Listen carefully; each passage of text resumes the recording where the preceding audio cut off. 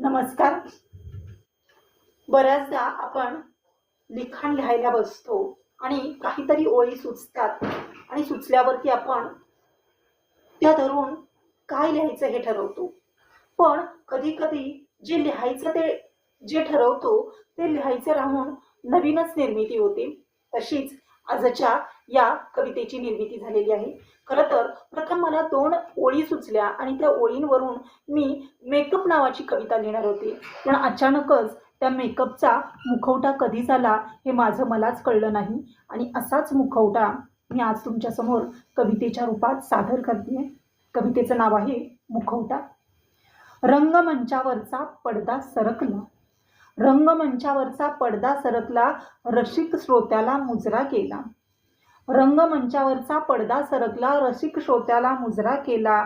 Makeup स्वतःचा छान झाला, म्हणत तो प्रेक्षकात आला. मेकअप स्वतःचा छान झाला, म्हणत तो प्रेक्षकात आला.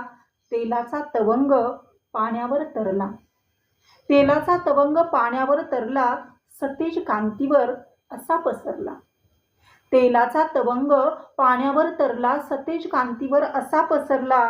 रूपवान म्हणत रसिक बावरला, रूपवान म्हणत रसिक बावरला. जगासमोर त्याने कहरच केला.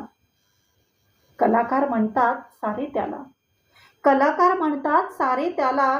या मुखवट्याने तर घात केला. कलाकार म्हणतात सारे त्याला, या मुखवट्याने तर घात केला.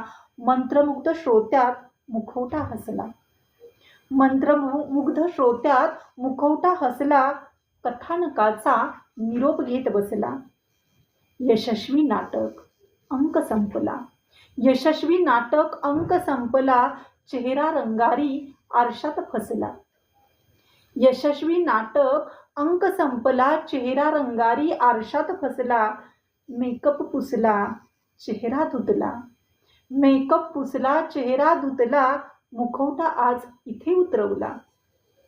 मेकअप पुसला, चेहरा धुतला, मुखवटा आज इथे उतरवला. आरसा म्हणाला हवा कशाला, आरसा म्हणाला हवा कशाला. मुखवट्याचा भार जीवाला.